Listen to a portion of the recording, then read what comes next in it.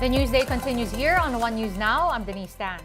Following the attack of the Hamas group in Israel, a wider conflict in the Middle East stokes fears of fuel prices skyrocketing and their impact on inflation and growth. China Bank chief economist Dominique Velasquez says if the crisis in Israel escalates and affects neighboring economies, crude prices may spike. This as Israel is situated near oil-producing countries. Aside from higher oil prices, III Capital Management says the conflict is also seen to pose risks to inflation and growth outlook around the globe. Meanwhile, analysts say the conflict may deal a blow to economic confidence and leave central bankers battling new inflationary trends.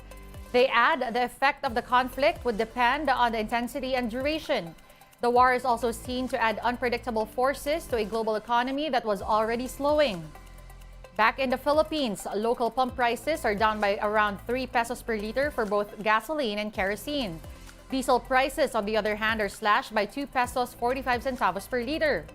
The decrease comes on the back of sustained interest rates. However, the Energy Department cannot say for now if the downtrend will continue next week. With the investors spooked by renewed tensions in the Middle East, oil prices jumped more than $4 a barrel in early Asian trade on Monday. So hindi tayo basta makapagsabi, napaka-volatile ng presyo man. So we just manage our expectation na kung talagang may pangyayari para bumaba ang presyo, so i-take advantage natin. Kung i-implement yung bukas na rollback, magne-net increase na lang siya ng 12.25 for gasoline, and then sa diesel, mga 11.35, ang kerosene, 5.94. So yun ang net increase simula ng taon, January hanggang bukas na adjust. Still on the war, the Filipino community in Israel is facing challenges amid the conflict between Tel Aviv and Hamas. Community leader Mark Pleños told the big story that the southern part of Israel is particularly dangerous, but up in Tel Aviv, residents are taking precautions by seeking refuge in bomb shelters. Pleños also mentioned that they are in constant communication with the Philippine embassy in the country. Some stores also remain open, albeit with a little more precaution now.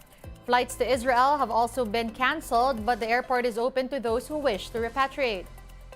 Mga sanay na rin ng mga tao dito, hindi sila nagpapakita ng takot. Sa ngayon, open po ang airport dito sa Israel.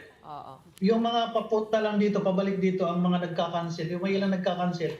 Kung hindi man lahat nagka-cancel ng flight papunta ng Israel, marami po, siguro more than 50% na nag-cancel. Pero yung pauwi ng Pilipinas, open pa man po ang airport. The conflict has so far killed over 1,500, with 900 Israelis and nearly 700 Palestinians dead. Israel has imposed a complete siege on the Gaza Strip, while Hamas threatened they would kill one Israeli captive every time Israel bombs a Palestinian home without warning. In other news, the National Irrigation Authority projects over 1 million metric tons in rice production loss due to the threat of El Nino to irrigation. Speaking to 1PH, NIA officer in charge and Deputy Administrator Josephine Salazar said the Philippines may lose some 1.4 million metric tons of palay. This as some 275,000 hectares of rice lands in regions 1, 2, 3, 6, 12, and 4B are vulnerable to the threat of the dry spell. In response, the agency started to plant crops ahead of schedule to make sure that this will not coincide with the peak of El Nino. NIA also is appealing for more funding to build solar pumps. Umaapila po kami dun sa ating Kongreso at Senado for the additional funding po natin sa NIA para po mai-push po natin yung mga solar pump immediate po doon kasi makaka-generate tayo ng around 46,000 hectares. Ito po yung mga solar area natin na bago. Hindi na po mangangailangan ng fuel or electric, but we could generate immediately. Several government offices will be given zero confidential funds for next year's budget. These include the Office of the Vice President and the Department of Education, Agriculture, Information and Communications Technology, as well as Foreign Affairs. The House Small Committee said the bulk of the 2024 national budget will be instead channeled to agencies focused on ensuring national security, especially in the West Philippine Sea. The panel is tasked by the House plenary to introduce amendments to the 2024 General Appropriations Bill. More stories coming your way after a quick break. Stay with us.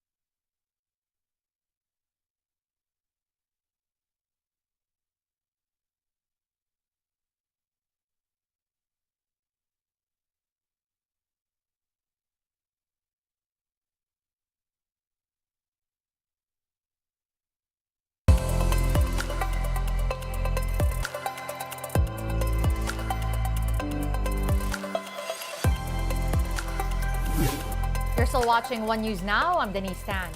2 towns in Oriental Mindoro have been placed under state of calamity due to the spread of African swine fever. These are the towns of Rojas and Mansalay. In an interview with Radyo 5, Oriental Mindoro Provincial Veterinarian Dr. Alfredo Manglikmot said over 127 hogs have reportedly died due to ASF. Manglikmot also said that most of the residents there are hog raisers. Pork and pork products are now banned from leaving the 2 towns to prevent the further spread of ASF in the province. Maraming tao po yung nag-aalaga ng baboy to augment their income.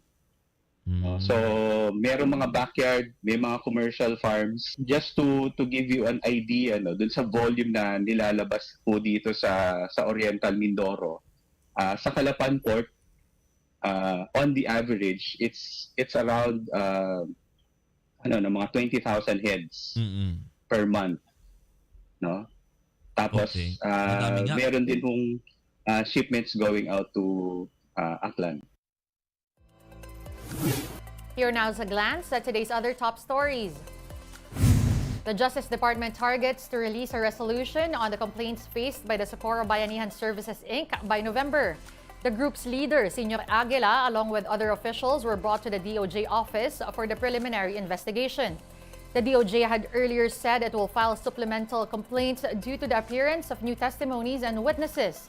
SBSI is facing trafficking, kidnapping, and child abuse violations, among others. A low-pressure area is expected to enter the Philippine territory within the next 24 to 48 hours. Pag-asa last spotted the LPA some 1,170 kilometers east of eastern Visayas.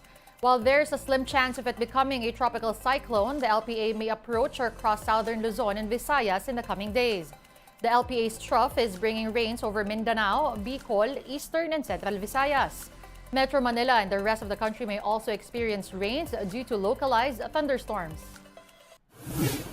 It's been raining lately, but with sunny days still ahead, you may want to keep Puerto Galera in your travel plans. Laila Pangilinan tells us why. It's official! Puerto Galera is the Philippines' diving capital for its unique marine biodiversity. Municipality Mayor Rocky Ilagan graced its launching at the Sabang Oktoberfest on Thursday after the approval of the Sangguniang Bayan Resolution last September 5, declaring the municipality as the country's diving capital. Marami tayong kompetensya dito sa pagdating sa diving, but I know Puerto Galera and talagang yung diving experience for so long, ang Puerto Galera talaga naging sentro ng diving ng Pilipinas eh. Why? Because yung proximity natin sa sa Verde Island Passage sa VIP. Alam naman natin na ang Verde Island Passage ay siya yung dineclare na Centers of Marine Biodiversity. Also part siya ng Coral Triangle. Aside from being UNESCO Man and Biosphere Reserve since 1976 and a part of the Coral Triangle, the Verde Island Passage, which is a marine corridor of 100 kilometers, is more accessible in Puerto Galera. The VIP boasts of 54 marine protected areas, 1,700 fish species, and 300 coral species. For one, Kobe keeps coming back to Puerto Galera because of its numerous dive sites. This is his 10th time to dive here. The range of dive sites, something like 35 different dive sites. They've wreck diving, deep diving, tech diving, brewing conditions. Verde Island is a 30-minute boat trip, which was one of the most amazing and diverse dive sites in the entire country. In 2005, Puerto Galera received recognition from the Paris-based Le Plus Belle Baie du Monde, or the most beautiful bays in the world. Next week, the Municipal Environment and Natural Resources Office will be representing the coastal town in the 17th Congress of the Most Beautiful Bays of the World, which will be held in South Korea. This would be a very big push, especially in foreign tourism that is recovering since the COVID-19 pandemic and the Oriental Mindoro oil spill. We started recovering. Nagsimula na kami. Natamaan din kami actually nung oil spill. But well, hindi naman directly. Yeah, not directly, but there were so many cancellation of bookings. Siyempre, ngayon nag-start na kaming makarecover and yung tourist arrival namin talagang it goes to 1,000 na kami. The Department of Tourism recently concluded its first tourist dive dialogue with the government and non-government agencies, along with the private sector and diving industry to ensure sustainable diving tourism in the country. For its part, Puerto Galera makes it a point to conduct monthly shore and underwater cleanups to protect marine life and its habitat. For News 5, Laila Pangilinan, we are One News. One News Now will be back at 6 p.m. with the day's latest stories. See you then. I'm Denise Tan. We are One News.